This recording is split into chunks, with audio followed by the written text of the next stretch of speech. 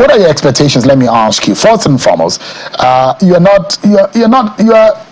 a privileged Nigeria in every ramification, and so there are millions of people who are hoping that this new year will bring for them. They don't know where it's coming from. They don't know how it's going to happen, but they think that this year is going to be good tidings, great things for us. But what are your own expectations as a citizen? My expectation as a citizen is that the democracy we have will continue, which gives us an opportunity to ventilate our ideas, and that the government of the day will recognize the cooperation, the extraordinary cooperation that Nigerians have given to the Tinubu administration, and that the government will now turn a new leaf and try to do something immediately to relieve the excruciating pain that the people are going through. That the government will realize that the government does not have eternal life, and that the government is approaching its midterm, and anything it wants to do for Nigerians is already has almost half of the time to do it, and that this year they will address one, insecurity. They will also address the issue of poverty. They will address factor price fluctuation.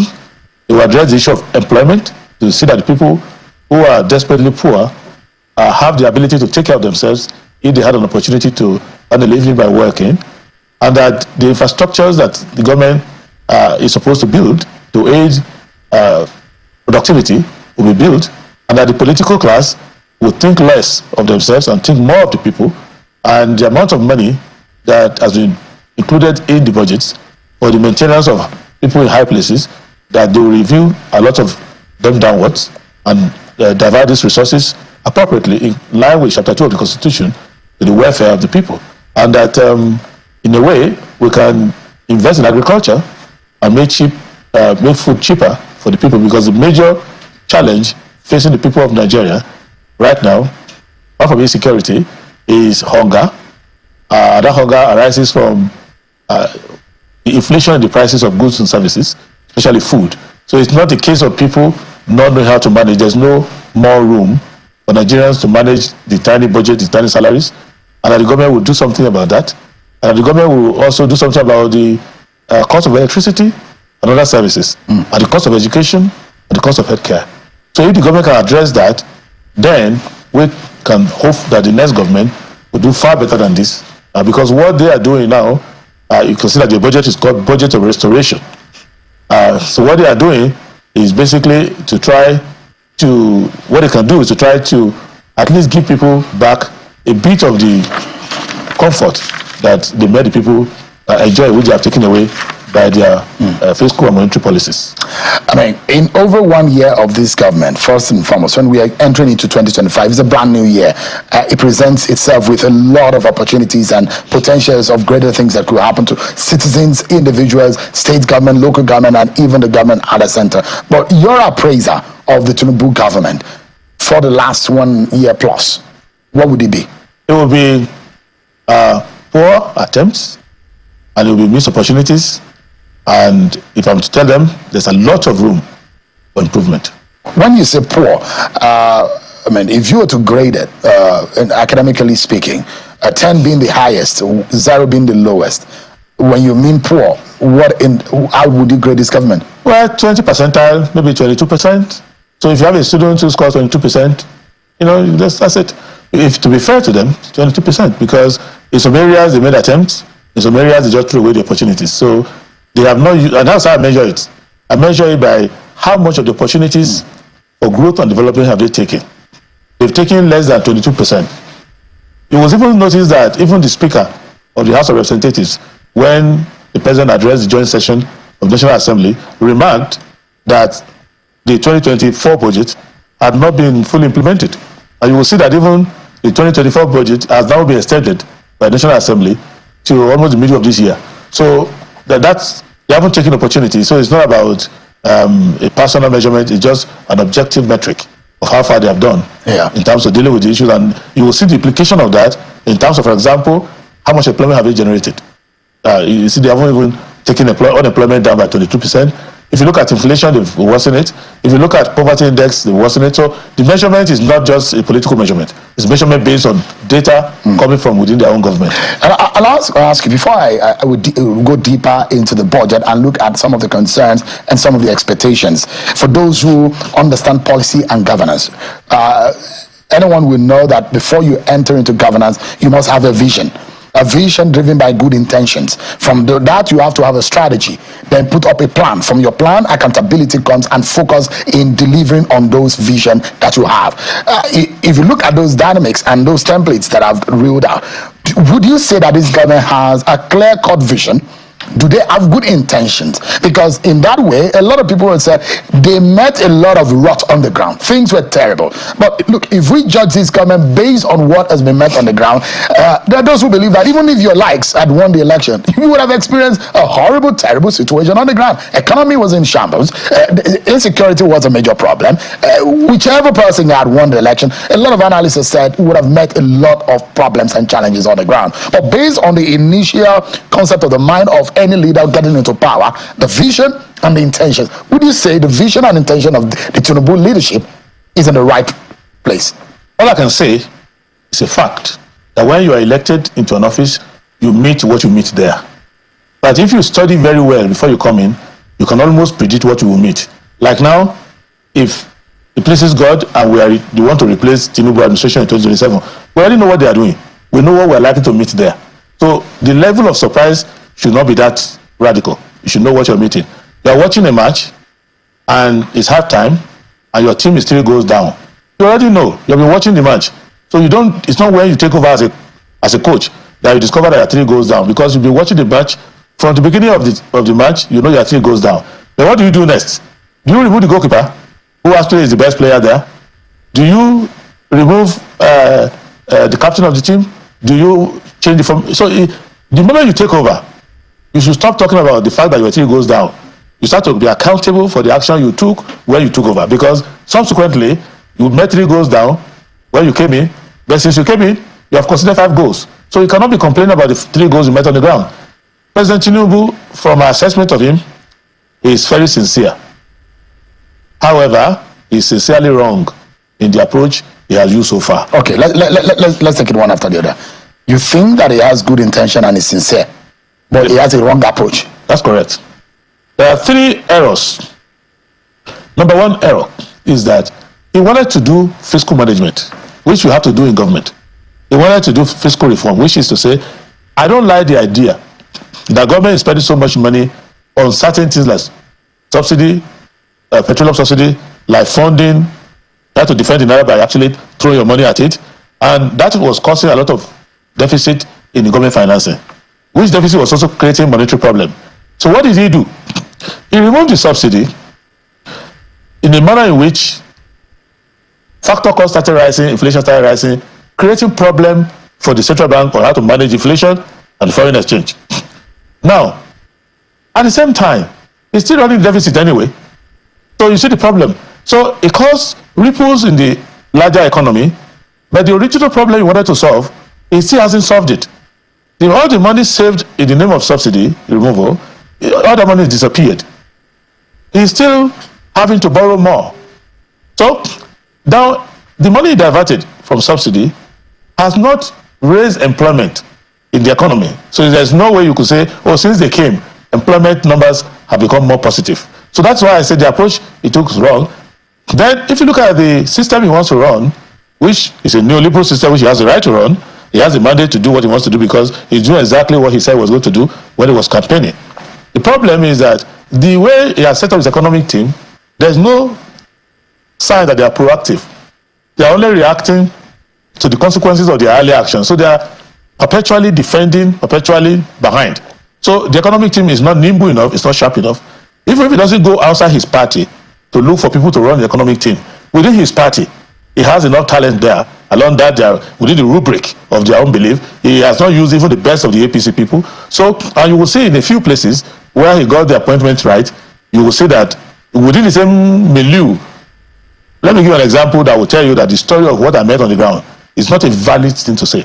Imagine if Wike had been saying, oh, I met the FCT, no street light, the roads are... He's not saying that. He goes straight to the business and he's doing it, and you can see it. So you look at the guy in the interior. He didn't say, "Oh, what I met on the ground. Oh, millions of passports, backlog, all of that." He's not doing that. So every time you watch the TV, where do you see President Tinubu go? He goes to FCT to open one road. He goes to Sauka or somewhere in the Ministry of Interior to do one technological system or the other. So imagine if he was doing that in marine and blue economy. If he was doing that in agriculture. Does that economy does that ministry? No, they're just singing blues there right now. So if he goes there and do something like that in agriculture, the first minister he shows was quarreling with children that they were going to school too early, the age of 18 and all of that. There's a lot of money in the education sector. A lot of money there that could have been used to transform the university, create employment, expand the faculty. They don't do any of those things. So that's why I'm saying that the president himself, I understand his vision, I don't agree with it, but I understand him. What he is trying to do is that I will soften the Nigerian economy, and I will get Nigerians used to a bit of suffering, and I will soften the economy. Then foreign investment will come by way of foreign direct investment. But none of that has happened. And why it hasn't happened is that the environment is not macroeconomically stable enough for foreign investors to look at how local investors are reacting. I have money in my pocket, and I'm watching President Tinubu's budget. I haven't seen anything in this year's budget that suggests to me that I should bring that little money in my pocket and risk it in the economy. Therefore, my partner who is in China, Indonesia, anywhere, or USA, will also be more skeptical. So what I want us to understand is that they should stop talking about what they met on the ground. Apart from the fact that their party has been in power for 9 years, but I don't want to go into politics, they should stop talking about what they met on the ground, because what they met on the ground is what they used to campaign. They knew what they would meet on the ground. So there's no excuse about it. Realistically, if you became president in 2023, did you imagine that this was a quantum of challenge that you would have met if you were the... I was expecting it worse. Because if you look at President Buhari's years in office, it was a year of suspense, where it's like the country went into coma, and occasionally will come out and do something. And it may have to do with the fact that the president was ill at some part of it. It may be because his VP and the president, the former VP and the former president, they appear to have the same policy. Because when the president travels, something else will happen. And in the end, overall, they had a mismanaged central bank that allowed them to mismanage their budget, and they borrow unnecessarily, and then they mismanage the currency and everything. So I knew that was the case. But once you come in, you do not worsen the case. If you meet a patient in the hospital who has a very high BP, the first thing you do is not to give them salty food and all of that worsen it. So you need to understand that when you come in, you have to stop the bleeding. You have to raise all the indices that you need to start to do normalization. The problem is, in short, if I were to blame President Tinubu, was that he did not stabilize the economy.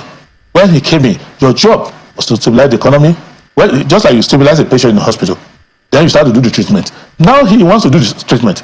I've seen some of the speeches he's making here and there. He now wants to do this stabilization, but he already applied the wrong medicines. So the patient is even in a very terrible state already. So if he can pay attention, have his own program, not just honoring Dubai today, Abu Dhabi tomorrow, and all of that. You need to have his own coordinated economic plan and start to ensure that this 2025 budget, which I think is a poorly written, poorly articulated budget, however, if you start to implement it, in fact, go back a little step and finish strong the 2024 budget, which they mismanaged. If they finish that one strongly, and then they begin the 2025 budget and start to pin things down and create a level of stability. For example, if they can keep the Naira not to fluctuate for 120 days, I will know that they are serious. Just don't let it fluctuate for 120 days. You should just stay at one. It will. But it does look like they were not very ambitious about the projections for the Naira to dollar exchange, because they pegged it at 1,500. And so if they peg it in the 2025 budget at that rate, you imagine what is it right now. They are also not very ambitious, and they are not thinking that things could get better more than what it is presently. When I look at that, I started thinking like a Scottish. I will give them Scottish double entry, in the sense that if they manage it well, they can balance the middle. Do you know why? If they raise it unrealistically low, which is what some people believe, unrealistically low, what it means is that in the management of the financing of the budget, in the expenditure, they have to spend more Naira to be able to meet up the number. On the other hand, if they increase the sale of crude oil and other foreign receipts, they will also have additional higher money because when, for example, yes, there will be an excess crude account, for example, for the first time. Maybe if they manage something in terms of solid minerals, they can have excess solid mineral account. They'll have all these arbitrage excesses. That okay, we thought that if we sold 1 million barrels of crude oil, we were going to get maybe $160 million, but $150 million, but now we're getting $160 million. So they will have all the little things to even out and finance the budget. But the key issue is that when you are implementing a budget, it must have real impact on the street. Pay your debts on time, because they still have a lot of debt unpaid. They still have treasury bills that they are using court order to slow down. There are all kinds of administrative problem. When I spoke with manufacturers and other people, they were talking about the fact that the lag time, T plus X, when you are trying to buy foreign exchange, that the T plus X, the X sometimes more than 1 month, the X up to 2 months. So you pay on January or February 1, you pay for forex in Naira. You don't get forex until April. So they need to bridge that. They need to do well with paying contractors on time and making sure that if I was the president, I would have told my finance minister, anybody who does any contract for the government must be paid within 21 days. So everybody in the industry. What's the implication of that? Is that it will bring back the gilt edge in government contracts. Because if you discover that somebody got a contract from federal government of Nigeria, in the past, they will go to a bank and borrow money without collateral, because you know that the federal government will never fail. But now when you do project with the federal government, you spend 2 years, 3 years, you have not been paid. So they need to bridge that. They need to settle all of this behavioral profile that the government has in the business community. Once to balance that, why I'm emphasizing that is because they are hoping to have, all their hope is on foreign investment coming in. And these are all the housekeeping that you need to do. But don't we need to actually energize on revitalize and wake up local production, encourage local production, feed ourselves, clothe ourselves, empower ourselves, ensure that Nigerians get back to the farm, Nigerians get back to the field, Nigerians get back to the industry, and we start producing Nigeria for Nigeria products, just like Trump will say, Nigeria first. Shouldn't that also be a very major focus and agenda of this government? If the government was an SDP government, it's not. What you just read out is the SDP manifesto. The election is over. I'm analyzing their own, because these were the options they should have taken. These are the options we offer to the people. Because I'm thinking that what is more concrete and what's most visible? A foreign direct investment that you need to work hard to encourage, and what locally you can just energize and revitalize. Look at regional economies and see what industries you can work with state government to set up. Under 18 to 20 months, you will see industries that will come up and start producing. Isn't that possible? That is not only possible, it is mandatory to do so. But they're not thinking along those lines. You see, what they know, I can tell you, is that for international investment, which is my field, you need 6 years of stability for foreign investors to give you foreign direct investment. For foreign portfolio investment, if there is a room for them to do profit taking within 3 months, they will come. So if they see there'll be a gap, arbitrage in your foreign exchange, arbitrage in your opportunity in your stock market, for example, if they see that the stock market is undervalued because of the exchange rate, they can pump money in, and then when they pop it up, they sell and go. That is happening. However, to do foreign direct investment, which is what President Tinubu is hoping on, to do that, you need 6 years of stable fiscal and monetary and trade and structural reforms. 6 years. So, and they don't have 6 years, they have 2 years more in government. So that's why we, the SDP, when we were running, we said what we're going to do is this. We come in and make sure first we take care of the revenue of government to say there's no leakage. Even under President Tinubu's second year, there's still a lot of leakage in government revenue. Second, we manage the monetary environment to make sure that the inflation is single digit. They are targeting 15% inflation. That's not a good target. But if they achieve that, it's better than what they have now. But that is not good enough, because what you want to get at the end of the day is a situation where factor prices become stable and people can see that the Naira is as valuable in their hand and reliable and dependable in their hand as any other currency. So they will retain their wealth in Naira. They will not be rushing to change to foreign exchange. Then you would bring employment to a level where people can actually, if they want to live well, they can make contribution before they live well. They can get a job to do, and that job should be able to sustain them. And then you will use the rest of your money to try to improve your infrastructure Because when you improve infrastructure over time, you will lower costs for everybody and things will be easy. Once you can go from Abuja to Ilorin within 3 hours and return the same day, once you can do that gradually up to Sokoto, up to Port Harcourt, things will improve. But look at where I see that they are fundamentally in some serious trouble.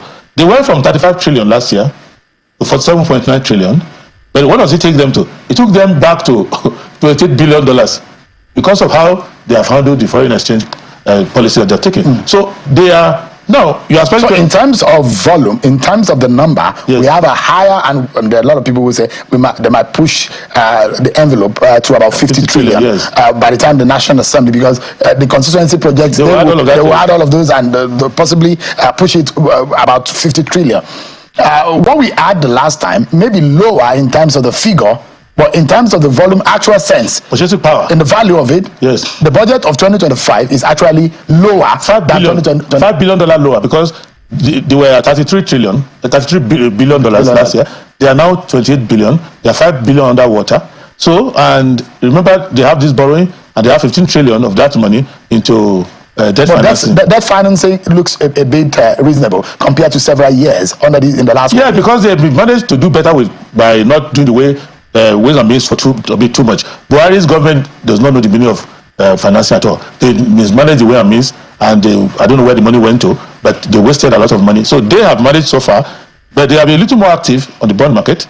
So they're doing foreign borrowing. So the finance minister, the CBN went to town, was on the road, yes, and got an oversubscription of the bond that he listed. Yeah, he listed the bond on their behalf of the federal government. So what it means is that they are borrowing money in foreign exchange, which we have to pay down the line. When we come in, we're going to be able to pay that. But I'm not. When you say when you come in, I mean, the debt outlives the administration. So also you are hoping that the SDP is going to take over from the Tinubu government. That's why we're working. We're working so that's why we are making sure whatever advice we give to them now is in the lighting self-interest, because you don't want the whole thing to be damaged by. So it is true all the plannings that we are seeing either during the day and the night, and there are reports also that the Northern League, Northern elites are meeting with some Southern leaders and planning ahead of 2027. So it's true that there are plans to take out the Tinubu government. Yeah, now, of course there are plans. Our intention is to make sure that they are stable, they do their 4 years, and they go away. So that's the whole conversation, and the idea. The SDP component of it is that we want it to be done in a way that there's a national consensus on how to run the economy, national consensus on security, national consensus on growth and development, not just a conspiracy to oust just one person. Because we've had in the past where you just gang up, oh, Jonathan has to go, or someone has to go. We don't want to do that. What we want to do now is that we have to have a consensus on the performance of the government, and we have to have a consensus on what we need to do once you want to come to power. So the most important thing for SDP, the role SDP is playing is to try to show our manifesto to all of the people who are in politics, who believe that there need to be a change, but the change should be around principles, around manifestos, around programs and plans. So it's not a personality issue. So you don't really hope that things could get better to the point that if Tinubu government performs, they can be retained. You don't see that happening. If you want to cut one of my fingers as a donation for them to perform, I will cut it. I don't mind. I want them to perform. But their performance, they already have way. So the purpose of me coming here now is to give them some ideas with respect to their 2025 budget. It's not my budget. So we want them to perform because we want our people to live well. I drove to your office now on a road maintained by Wike, who's working for APC. I'm not against that. But I don't see that they can give us the journey, the speed we need beyond this administration. They can't give it to us. So we need to bring a better government than what we have now. But while we're helping them to patch up and go, but we need to bring a stronger SDP government that can come and help. And it's based on the principle, look at chapter 2 of the Constitution, look at the National Development Plan, look at the talent that the country has, look at the fact that our people have a right to not live under insecurity, they have a right not to live under poverty, they have a right to see that government accounts for their revenue, and that those who are responsible in government are actually doing the job that they're asked to do. So if President Tinubu sees what we are doing and ups his ante, makes his job more serious, become more accessible to Nigerians, not just giving once in a year interview, then will become more competitive. We will see the feedback. So you think that he needs to talk more to Nigerians? He needs to communicate. It's not just, he needs to communicate, because communication is part of the requirement of the job. You know, like they say in aviation, you have to aviate, navigate, and communicate. So you cannot say I'm a pilot I'm flying, and their control tower is talking to you. You say, no, I'm busy, I'm navigating. They're not going to, that's not good airmanship. So what you need to do in government, you cannot say, I am busy governing, I can't talk to you. It's not done. So he has not done well in terms of communication. He needs to do more. That's what you're saying. Yes, and from doing more, I know why they're not talking. Because why? It's like remember that play allowed to me, man talk, woman talk. Woman talk. Yes, they know if they talk, we are going to talk too, and people can evaluate what they say and what we say. And so they refuse to talk. They just, okay, we won't talk to anybody. But in the end, they will have to talk because they have done they have done one budget, they are doing second budget now, and we are seeing that they are not meeting the mandate even by themselves. Check the statistics coming out of their bureau. They're not doing well. I'm studying what they want to do now. They want to rebase the economy. They also want to rebase our inflation database. So I'm watching them. At the end of the day, we see all the targets they set. Even if they achieve, my worry about 2025 budget is that even if they achieve the objective is not good enough. If you are paying high fees for your child going to school, and you tell the child, what are you going to do this year? He says, sir, daddy, when I come home, I will have D in all my results. I'll make sure I have no F. Well, you're not going to be happy. Because a student that says, I'm going to have D parallel, it's not the kind of student you want. You want A, maybe a few B's, but A. So the budget they set for 2025 is that they're going to score D in the entire aggregate. And that D, people are doubting whether they can go from F to E and get to D. But the country needs minimum B+. Just give me a moment. We're due for a break. But before we go on that break, I'm taking it upon myself to give you a test on your political understanding of political history and governance in this country. So today's quiz, everyone, and I'll see who the fastest fingers are. Today, we'll be asking you the question. The 2015 presidential election of the president went for a budget defense meeting at the National Assembly. This was what some of the excerpts of the conversations at that meeting. Take a listen. Look at the 2025 appropriation bill. We are poised to continue in the same positive direction, including increased economic growth.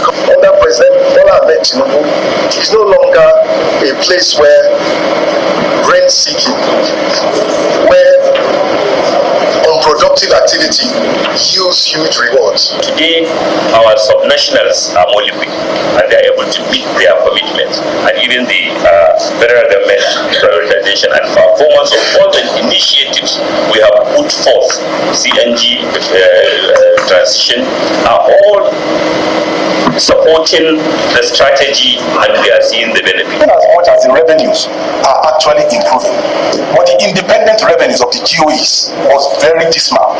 Even LLNG, the dividend that was meant to have come, didn't come in as at that time. So I need a confirmation whether it has come in now and how well are those GOEs performing. One of the reasons that constituted the core in the wheel of the successful implementation of the capital component of the budget, issues of payment, but now it is concentrated in the office of the Accountant General, and it has brought a lot of bureaucratic red tape and bottlenecks in the process of implementation, and it has also, according to that school of thought, breeded a lot of corruption. Some of the conversations that they had in the National Assembly in the budget defense when members of the economy team, at some point when they were supposed to respond, and the media was asked to excuse them so that they can have a further conversation. But then let me ask you, if you look at the details of the budget, it's about 49.7 trillion naira, and you look at the breakdown of by segment, the propositions and some of the calculations that the projections that the government is making in terms of the crude oil production value, the exchange rate, and a lot of what are the components of the 2025 budget, the total revenue, the crude oil benchmark. There are statics and there are dynamics also in some of these indices as presented by President Bola Tinubu. When you look at it, what comes out to you the most in all of this? What do you think is the positive? I know you have a few of the negative because you don't think that is perhaps the best appropriation document that this government could have presented to the National Assembly. Is there any positive for you? Well, the positive I can see is that they managed to avoid the over-reliance of ways and means. But I don't like a number of things. First, let me make a point which I must make. It is unconstitutional to ask journalists or the public to leave appropriation sessions. In fact, under the law, under the Constitution, when it has to do with money, it has to go to the committee of the whole house. Therefore, it has to be public. You are trying to spend the money of the public. You cannot ask representatives of the public to leave. Secondly, the mentality with which they are governing the country is a mentality of fly-by-night Bretton Woods people. You will see that the Minister of National Planning is calling states and local government subnationals, which is the language you will find IMF call them. It's not talking to them in the language of our constitution, that revenue going to the states and local government. That is wrong. Even Senator Abiru is using language of GOEs, which ordinary person will not understand. That's parliament. You ought to say government-owned enterprises, so that the people of Nigeria who you are representing can understand the business you are doing there. So this mentality, I raise it because it reflects in the way the budget is done. This budget is not autonomous. I think this budget has just been given to them. They're taking it and copying it from some external people, and that's where they have a number of problems. Now, look at the revenue generation. How can you not get to 39 trillion? You're just hovering around 39 trillion in revenue for the entire federal government of Nigeria for a whole 12 months period. That is the beginning of the problem. Are you governing this country correctly at all? Because if this is the revenue you are able to make with the entire, how many ministers you've got and everything you've got, and as big as Nigeria is, that is very poor. That is poor, completely poor. So it's the equivalent of having a 100-room hotel and you are declining the revenue of about 8 or 10 rooms there. So that is where the problem comes from, because when you take that revenue they are expecting, once you take that revenue, it's already it's too low. They are not governing in that case, because I believe they should have been able, with the devaluation and everything they've done, they should have been able to collect revenue close to 120 trillion in the way they are. So that already, all their journey into problems begin from there. Because of this low revenue now, expenditure has to be higher. Therefore, they have the deficit.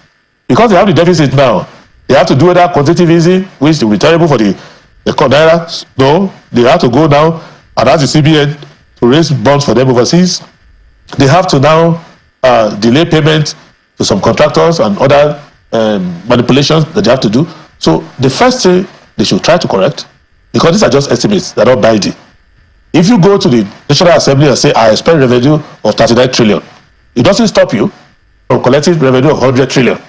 So they must immediately find it unacceptable, and I declare it unacceptable that the Tinubu administration does not collect revenue up to 100 trillion. Is unacceptable. They should push beyond the 100 trillion mark. They should go from 39 and aim towards 100 trillion. Because, I mean, you look at some of the highest revenue generating agencies, talk about the NNPC, the customs, FRS, and all that. How would they be able to push towards that 100? Is it that there are loopholes or gaps, or you think that we need to produce more? It's not very governance. They're not governing. You see, go and ask people.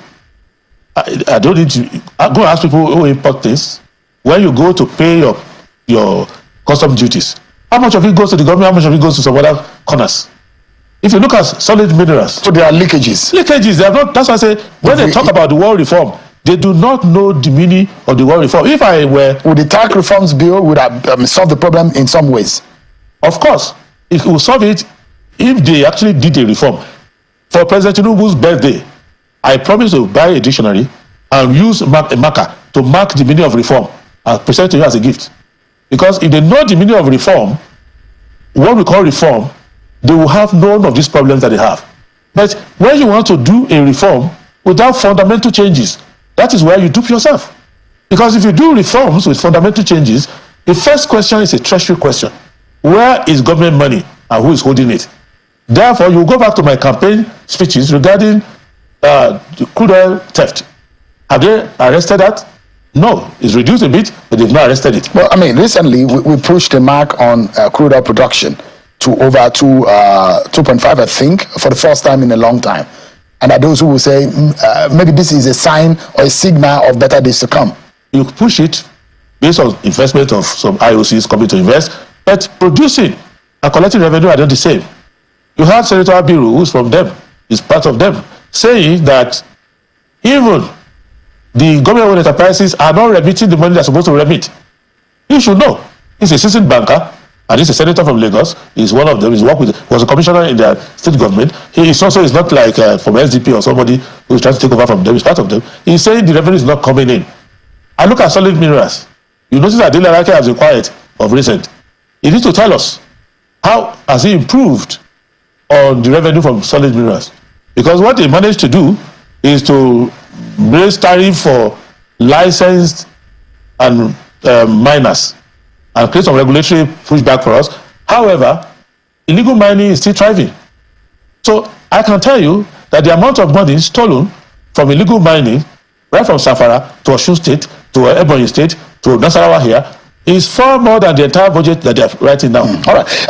And there are concerns. Almost 60 or so GOE, government-owned enterprises. The budget for those GOEs are missing. They are not stated in the budget. I wonder what exactly. There's a whole lot of missing links in that budget. You look at it, there are several NDAs that they have a budget lumped up and not explicitly, transparently explained. And these are the issues. But for us to close this conversation, Prince Adebayo, for every Nigerian watching, the average citizen, yes, the individuals, the private citizen who are watching tonight, yes, it's a big year, 2025. The president and his government will be entering the 2-year mark, yes, halfway into their government. For any citizen to prepare their minds, either for the worst or for the best, what would be your final word to them tonight in their expectations and managing it? Prepare your mind for the best. Hope for the best. But know that that best is a matter of the future. And the way to ensure that best comes is to make sure you speak out regarding this. In fact, in SDP, we were thinking about doing our own alternative budget. And we're looking at the legality of it because the government is oversensitive and our national chairman is a very careful person. But we came up with the idea. I'm not sure if there's anything like shadow government in the federal exactly. system. Let us do a budget and read out our budget. Let them see that this is how to do a budget. But people say, look, they may say, oh, you're trying to take over the government or not. Because it shouldn't be so difficult to do a budget of hope, to do a budget of renewal, to do a budget of prosperity for the people. But what they are doing is just a bit of, I don't want to be rude, but I think they need to be better at governing. But the people of Nigeria should have hope. Not only that this government can be pushed to do right, that you have alternative to this government in about 2 years from now, and that the other state government too, not only President Tinubu now, there are 36 state governors. Some of them have worse budget than the federal government, and that the new autonomy given to local government should allow local government to learn budgeting so that across the board, Nigeria will have a robust economy. But I believe that the faith in Nigeria should not be shaken, and I hope that all will be well with Nigeria. That's a God bless Nigeria. I want to ask a question here. Is it the same country this man is talking about? Is this man talking about Nigeria? The country Tinubu told us that, Tinubu and APC members, his ministers told us that things are getting better, that they are doing a lot, things are getting better, our GDP is growing now, they are recovering, they recovered a lot of money. Is it the same country this man is talking about? No, I don't think so. So is the same country this man is talking about that the man is rating Tinubu's government 20%?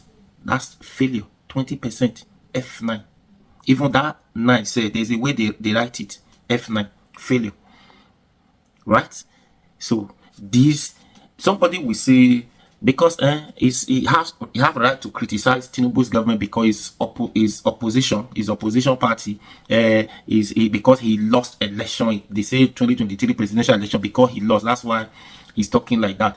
Everybody who comes to speak about Tinubu's government is because they are not APC member. That's why they are speaking like that. No. So we're not going to listen to APC and say the country is getting better when we do not listen to others. It's when we listen to APC, they say, we listen to other oppositions or even not political party at all. They say the country is doing well. That's when we believe that, okay, this country is heading somewhere, it's doing well. But now, hey, bro, nothing is moving forward. Nothing is changing. Nothing. Nothing is nothing. That is telling you now, you see how he explained a lot of things to you that's gone wrong. One thing to contest, to grab power, take it by force, run for whatever. That one is different too. It's two different things to run, contest, win the election, and to govern. To govern is more difficult to do. It's more difficult. You could do everything by all means, by your power, to grab the power, win it by rigging, but you can't run the government by rigging. You can't run the government by what you feel is just like that. You just wake up and decided to make decisions, make policies that will not any good. That's the problem. Now we are in it. It has happened. Anyways, what do you think? Please share this video and please subscribe to this YouTube channel.